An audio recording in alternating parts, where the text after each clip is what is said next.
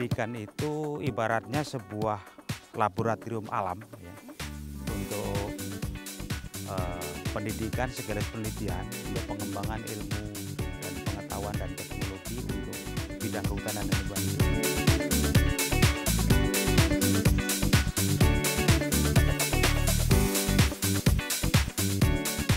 Melestarikan hutan, yang perlu kita pahami pertama adalah bahwa hutan itu tidak hanya ada berada di kawasan hutan, tapi juga ada di luar kawasan hutan, di sekitar rumahnya juga, di ruang-ruang terbuka hijau, di mana di situ adalah ruang-ruang yang mana kita bisa melakukan perbaikan lingkungan melalui penanaman pohon-pohon sesuai dengan karakteristik tempatnya tentunya.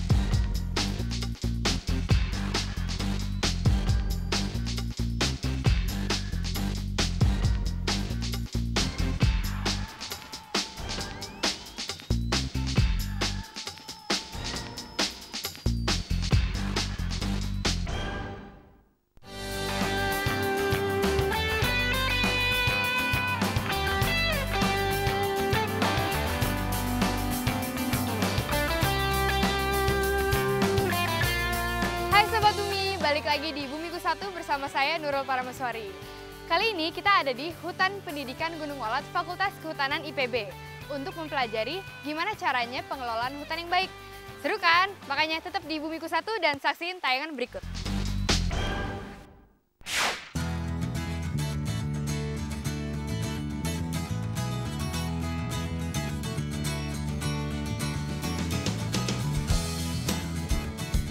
Sobat Bumi, setelah PBB mencanangkan 2010 sebagai tahun keanekaragaman hayati, tahun 2011 saatnya hutan nih yang dilirik, International Year of Forest. Berangkat dari keberadaan hutan yang semakin hari semakin mendapat banyak tekanan dan masalah, PBB berharap semua penghuni bumi mau lebih peduli lagi sama ekosistem penting ini. Untuk menemani Sobat Bumi memperdalam pengetahuan tentang hutan, Bumiku 1 hadir dengan episode khusus. It's all about forest. Bersyukur pada Tuhan, negara kita termasuk pemilik hutan yang oke punya. Biar lebih mengenal hutan yang ada di Indonesia, yuk kita mampir ke hutan versi mini di daratan Sukabumi. Well, jangan ketinggalan episode ini dan selamat datang di Hutan Pendidikan Gunung Walat.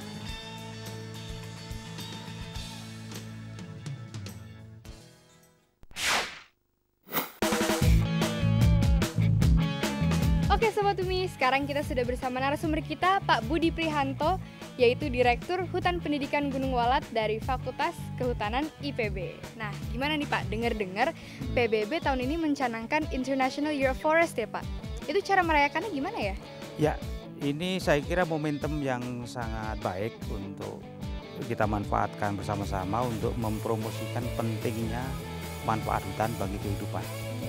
Balik pada tingkat lokal, regional, sampai global gitu ya. Saya kira penting sekali dalam rangka supaya nanti bisa meningkatkan kepedulian masyarakat terhadap bagaimana melestarikan hutan dan lingkungan hidup, terkait juga dengan isu-isu global sekarang tentang bagaimana pemanasan global, emisi karbon dan lain sebagainya.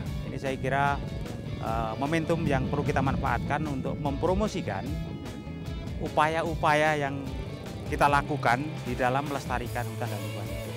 Karena kalau saya lihat selama ini ya, berita-berita di yang umum di koran-koran atau di televisi sering bercerita tentang hutan itu hanya mungkin sebagian besar adalah cerita-cerita yang sifatnya buruk. Ada kebakaran hutan, banjir, illegal logging dan lain sebagainya. Ini kesempatan kita untuk bagaimana memperkuat upaya bersama untuk peduli terhadap bagaimana pelestarian hutan dan lingkungan hidup. Saya kira itu yang penting. Ya. Oke. Nah, ini kan namanya Hutan Pendidikan Gunung Walat ya, Ya. Pak. Hutan pendidikan. Hmm. Nah, itu maksudnya apa ya, Pak, hutan pendidikan? Ya, Hutan Pendidikan Gunung Walat ini adalah kawasan hutan negara ya, yang pengelolaannya diserahkan kepada Fakultas Kehutanan IPB ya, untuk tujuan pendidikan. Sebenarnya tidak hanya pendidikan tapi juga untuk tridharma perguruan tinggi yang meliputi ada pendidikan, penelitian, dan pengabdian masyarakat. Nah, 3 hal ini tidak hanya ditujukan untuk mahasiswa di Fakultas Kehutanan IPB tapi juga untuk masyarakat umum juga. Utamanya tentunya adalah para generasi muda yang nampaknya perlu banyak dibekali tentang bagaimana pengetahuan-pengetahuan dasar tentang pengelolaan lingkungan dan hutan tentunya. Kalau gitu hutan berarti banget dong ya, Pak. Jenis hutan tuh ada apa aja ya? Fungsi hutan itu pada dasarnya ada 3 fungsi pokoknya. Pertama, fungsi produksi, fungsi lindung, dan fungsi konservasi. Sehingga fungsinya ya. Sementara kalau saya lihat manfaatnya itu sebenarnya ada 3 hal. Yang pertama, manfaat yang bersifat ekologi, manfaat yang bersifat sosial, dan manfaat yang bersifat ekonomi. Yang bersifat ekologi tentunya bagaimana peranan hutan untuk sebagai penyangga dari keseimbangan ekosistem. Kemudian manfaat sosialnya, bagaimana hutan memberikan manfaat bagi kesejahteraan masyarakat. Dan yang ketiga, manfaat ekonomi tentunya bagaimana hutan bermanfaat bagi secara ekonomi bagi pengelolaan hutan itu sendiri maupun bagi masyarakat dan negara tentunya. Nah, terus dengar-dengar katanya HPGW ini dulu dibangun dari lahan kosong ya, Pak ya? Itu cara mengelolanya gimana, Pak, sampai bisa jadi hutan seperti ini? Ya, HPGW ini dikelola oleh Fakultas Kehutanan IPB sejak tahun 69 kira-kira secara formalnya ya. Tetapi pembangunannya sebenarnya sudah jauh sebelum itu, pada saat IPB masih UI sampai kemudian menjadi IPB tahun 63. Kemudian itu dibangun oleh mahasiswa dari tahun ke tahun. Dimulai dari tanah kosong dan kebetulan juga ini adalah formasinya adalah tanah gamping gitu yang agak sulit untuk ditanami waktu itu, bertahap antara mahasiswa dengan masyarakat tentunya. Sampai sekitar tahun 80-an itu sudah tertutup semuanya. Dan sekarang tumbuh seperti ini, menjadi hutan seperti ini. Dan di sini kebetulan menerapkan kebijakan tidak menebang. Sehingga akhirnya struktur hutannya yang awalnya hutan tanaman sekarang sudah berubah atau menuju ke hutan alam strukturnya, mendekati seperti hutan alam.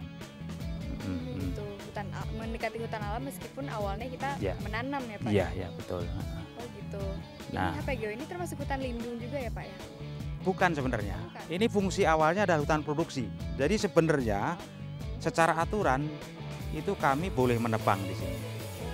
Kami boleh menebang, tetapi kami mengambil pilihan untuk tidak menebang ya. Karena kami menyadari betul dengan hutan yang luasnya cuma 359 hektar ini, kalau kita prioritaskan untuk menghasilkan kayu tentunya itu tidak memenuhi skala ekonominya. Sehingga kami memfokuskan untuk manfaat jasa lingkungannya. Mulai dari wisata, air, kemudian bagaimana hutan sebagai serapan karbon, dan dari situlah kami mengelola hutan. Nah, bisa mandiri, bisa menghasilkan pendapatan tanpa harus menebang. Termasuk tadi ya yang dihasilkan oleh hasil hutan non kayu berupa getah. Kan biasanya hutan itu dimanfaatkan ya, Pak, oleh masyarakat sekitarnya. Kalau di HPGW gimana? Nah, pengelolaan hutan di Gunung Walat ini selain didedikasikan untuk mendukung program Tridharma yaitu pendidikan, penelitian, dan pengabdian masyarakat, pengelolaannya ini kan secara ekonomi harus lestari, harus menghasilkan, dan harus secara sosial juga harus bermanfaat bagi masyarakat. Secara ekologi juga bisa menjadi penyangga ekosistem di sini, perlindungan tata air bagi masyarakat di sekitarnya gitu ya. Nah, manfaat yang diperoleh masyarakat ini pertama, satu, dia bisa ikut mengelola kegiatan agroforestry, yaitu pertanian, kombinasi antara pertanian dan pengelolaan hutan di dalam kawasan hutan ini. Kemudian menjadi penyadap getah, ya, getah pinus dan getah damar tadi. Ya, dia setiap hari ada sekitar 50 orang mereka masuk ke hutan, mendapatkan penghasilan dari situ, dan dirasakan cukup signifikan bagi masyarakat itu. Kemudian di dalam kegiatan wisata, kami juga bagaimana membawa pengunjung ke Hutan Pendidikan Gunung Walat ini wisata tradisional ke masyarakat. Di sana bagaimana menikmati kehidupan masyarakat di situ, merasakannya gitu ya. Dan dari situ masyarakat bisa mendapatkan manfaat dari situ. Ya. Tadi Bapak sempat mengungkit soal penyadapan getah agatis ya Pak Ya. ya? Nah, Sobat Bumi, abis ini di segmen Kulak-Kulik kita bakalan lihat sendiri gimana proses penyadapan getah agatis. Tapi jangan kemana-mana, saksin dulu ya tayangan berikut.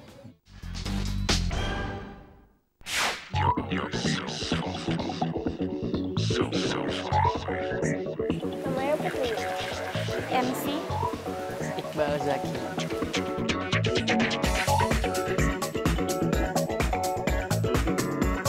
Nggak terlalu tahu. Hari Hutan memperingati Hari Hutan. Betapa pentingnya Hari Hutan untuk kita semua. Hutannya hampir punah ya. Jangan menebang pohon dengan sembarangan.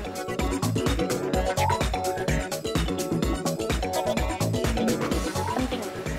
Soalnya kalau nggak ada hutan, nggak ada hewan-hewan yang harus dilindungi. Hutan-hutan malah ditebangin, dibakar-bakar gitu.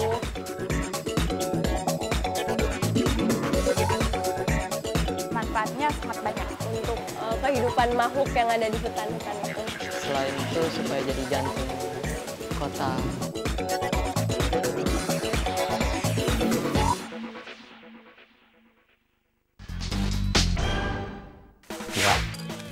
Ini ya Pak, pohon damar yang sedang diambil getahnya. Ya, ini pohon damar ini adalah salah satu pohon di Hutan Pendidikan Gunung Walat yang menghasilkan getah. Sehingga kita tidak perlu menebang pohonnya untuk mendapatkan penghasilan dari sini, gitu ya. Nah, ini Gimana Pak ambil menyadap getah? Nah, ini caranya adalah sebenarnya dimulai dengan melukai pohonnya dalam bentuk koakan ini. Melukainya gimana Pak Ya, maksudnya? nanti dengan alat yang sudah dipakai ini yaitu kampak, ya. Dan hanya pada kulitnya saja, tidak sampai ke kayunya. Oh, Nah, nanti setelah itu diberi semacam stimulan begitu, dan akan keluar getah itu sampai kira-kira 3-4 hari itu dia baru mengering dan siap dipanen lagi. oh jadi getahnya harus ditunggu sampai kering dulu Iya, ya sampai Pak, kering baru dulu. diambil. Dan kemudian diperbarui lagi ini koakannya sampai keluar. Nah, dalam 1 tahun kira-kira nanti kulit itu akan mengalami penyembuhan seperti ini dan bisa dimulai dari bawah lagi seperti ini. Oh iya, penyembuhannya itu berapa tahun? 1 tahun kira-kira akan mengalami penyembuhan lagi. Oh gitu. Kalau pemanfaatan dari getah agatis ini sendiri untuk apa aja ya Pak? Nah, ini getah agatis ini bisa digunakan untuk pencampur, pembuatan cat, pembuatan vernis, kemudian tinta gitu, untuk industri-industri itu. Hasilnya itu kalau di HPGW kemanain Pak? Pemasaran dari hasil getah kopal atau damar dari Gunung Walat ini diserap di pasar-pasar di industri di Jakarta, di Jawa pada umumnya. Nah tadi kan kita udah lihat nih proses pengambilan getahnya. Terus tadi pemberbaruannya juga Iya. udah. Kalau penyemprotan stimulannya gimana Pak? Nah, ini coba Pak. Nah, ini setelah koakannya diperbarui, maka di permukaannya disemprotkan stimulan yang fungsinya untuk menahan supaya tidak cepat mengental, supaya produksinya banyak. Banyak ya. Oh gitu. Baru nanti Mengoptimalkan. 4 hari lagi itu baru bisa dipanen lagi kira-kira. Oh gitu. Jadi frekuensi panen yang normal berapa hari sekali Pak? Ya, tiap 4 hari kira-kira. Tiap 4 hari. Terus di HPGW ini bisa menghasilkan berapa liter getah? Dalam 1 bulan kami bisa memproduksi kira-kira 7-8 ton. Untuk luasan kurang lebih 60 hektar. Oh gitu. Lumayan juga juga ya Pak ya. Oke Sobat Umi, abis ini kita masih bakalan ngobrol lagi sama Pak Budi, tapi jangan kemana-mana, saksiin dulu liputan berikut. Ya Pak.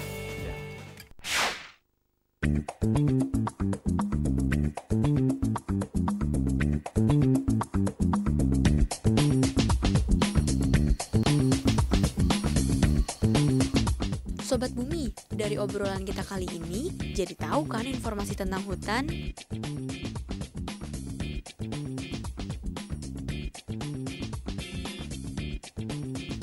Nah, tambahan lagi nih infonya. Hutan Indonesia itu banyak banget dapat tekanan. Bisa berupa kebakaran hutan, penebangan, deforestasi, sampai illegal logging. Nah, deforestasi itu adalah alih fungsi lahan hutan, sedangkan illegal logging udah pada tahu kan, yaitu penebangan hutan secara liar.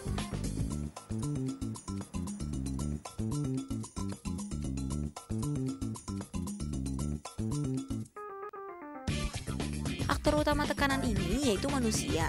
Dalihnya sih untuk membuat produk yang dibutuhkan manusia demi kelangsungan hidup. Tapi supaya lebih oke, harusnya hutan dimanfaatkan sesuai dengan fungsinya saja. Jangan lupa juga perhatiin aspek kelestarian lingkungan. Yang paling utama sih, si aktor atau manusia nggak boleh egois. Hidup sederhana sesuai kebutuhan. Jadi nggak pakai produk hasil hutan secara berlebihan. Coba deh dipikir-pikir lagi kalau mau mengkonsumsi sebuah produk.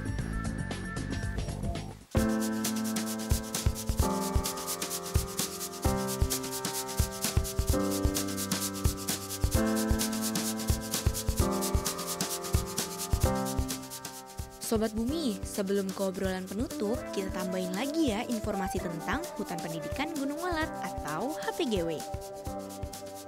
Keberadaan hutan seluas 359 hektar ini ngebuktiin bahwa everything is possible. Kenapa sih? Karena awalnya wilayah HPGW adalah gunung kars atau kapur yang tandus loh. Tapi sekarang sudah terlihat kan hasilnya, HPGW udah menjadi hutan tanaman yang rimbun. Kalau begini berarti wilayah gunung kars yang tandus atau wilayah bekas pertambangan juga bisa menjadi hutan rimbun. Asalkan lahannya direhabilitasi dan dikonservasi ya. Istimewanya lagi nih, HPGW sebagai wahana pendidikan ngasih space yang seluas-luasnya untuk kegiatan penelitian dan pendidikan loh. Sobat Bumi yang SMP, SMA, dan kuliah bisa melakukan penelitian atau sekedar mengenal ekosistem hutan tanaman di sana. Fasilitas pendukungnya oke punya loh, mulai dari perumahan joglo yang fungsinya untuk tempat kumpul dan makan, lalu beberapa komplek penginapan yang nyaman. Selain itu, tersedia juga site-site yang oke untuk dikunjungi. Ada gudang penyimpanan getah sadap pinus dan agatis, stasiun cuaca, area outbound, dan jalur mountain bike. Pihak HPGW juga menjalin kerjasama dengan beberapa perusahaan yang berupaya untuk lebih peduli lagi sama lingkungan. Caranya gini nih, HPGW mengajak perusahaan-perusahaan tersebut untuk menjaga serapan karbon yang dilakukan oleh pohon-pohon di HPGW. Pihak HPGW akan menjaga dan melestarikan hutan, lalu akan menghitung jumlah serapan karbon sesuai dengan kemampuan pepohonan di HPGW. Upaya yang dilakukan oleh HPGW ini selalu dilaporkan ke perusahaan yang menjalin kerjasama. Nah, perusahaan yang telah bekerja sama diantaranya PT ConocoPhillips dan PT Toso Industri Indonesia. Menurut perkiraan dari pihak HPGW, untuk 30 tahun ke depan, pepohonan di sana dapat menyimpan karbon sebesar 4.000 hingga 5.000 ton karbon. Wah, cukup banyak ya. Kalau banyak pihak yang saling berjejaring untuk melestarikan lingkungan gini, oke juga ya. Satu tangan memang gak cukup untuk melestarikan lingkungan, tapi kalau banyak tangan dan saling bergandengan, makin sip deh.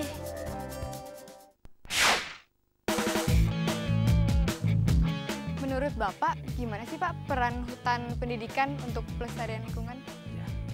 Hutan pendidikan itu ibaratnya sebuah laboratorium alam ya, untuk pendidikan sekaligus penelitian untuk pengembangan ilmu dan pengetahuan dan teknologi untuk bidang kehutanan dan lingkungan hidup. yang itu sekaligus bisa menjadi media untuk pembelajaran bagi mulai dari siswa di perguruan tinggi, siswa-siswa di SMA, SMP, SD, sampai juga masyarakat umum. Dan ini saya kira sangat penting perannya, karena dengan melihat hutan pendidikan, maka selain belajar juga merasakan betul bagaimana hutan memiliki manfaat di sini. Terus gimana caranya Sobat Bumi di rumah ikut serta dalam pelestarian hutan gitu Pak? Sementara kan kebanyakan dari Sobat Bumi rumahnya berjauhan dengan hutan. Melestarikan hutan, yang perlu kita pahami pertama adalah bahwa hutan itu tidak hanya ada berada di kawasan hutan, tapi juga ada di luar kawasan hutan, di sekitar rumahnya juga, di ruang-ruang terbuka hijau, di mana di situ adalah ruang-ruang yang mana kita bisa melakukan perbaikan lingkungan melalui penanaman pohon-pohon sesuai dengan karakteristik tempatnya tentunya gitu ya. Yang pertama itu, yang kedua, hutan ini kan menghasilkan hasil hutan yang tentunya dikonsumsi oleh masyarakat. Nah, bagaimana cara mengkonsumsi itu juga menentukan juga kelestarian hutan. Bagaimana kita menggunakan kertas secara hemat, kemudian di recycle, di reuse segala macam, itu ada bagian dari upaya juga untuk menjaga agar hutan lebih lestari, karena konsumsinya sudah bisa dilakukan secara lebih hemat. Terus gimana caranya ya Pak membangun hutan pendidikan di sekolahnya Sobat-Sobat Bumi gitu? Bisa nggak ya? Kendalanya tentunya lahan gitu ya. Tetapi saya kira kalaupun itu tidak sebut sebagai sebuah hutan, bagaimana spirit untuk menanam itu dikembangkan untuk mengisi ruang-ruang terbuka di sekitarnya, itu sudah merupakan sebuah partisipasi untuk membangun pembelajaran untuk mencintai lingkungan, saya kira itu. Terus gimana Pak cara-cara yang oke untuk bisa kita ikut melestarikan hutan? Untuk melestarikan hutan tentunya tadi bisa dimulai dengan bagaimana kita berperan untuk membangunnya, yang menanam, memeliharanya. Yang kedua, bagaimana tadi memanfaatkan hasil hutan dengan efisien, tidak boros, gitu ya, supaya kemudian bisa berjangka panjang barangkali begitu, sehingga itu nanti akan mengurangi tekanan kebutuhan masyarakat atas produksi dari hutan, gitu, yang nanti mempengaruhi pelestarian hutan. Oke Pak, makasih sudah banyak sharing sama kita. Oke Sobat Bumi, itu dia informasi terakhir dari Pak Budi yang sekaligus menutup perjumpaan kita pada episode kali ini. Jangan lupa saksiin terus Bumiku 1 setiap hari Sabtu jam 12 siang hanya di Dai TV. Dan buat kalian yang punya program pelestarian lingkungan atau aktivitas apa aja yang berkaitan dengan lingkungan, langsung aja kirimin ke bumiku1@daitv.co.id. Bumiku 1, lestarikan selalu. Dah.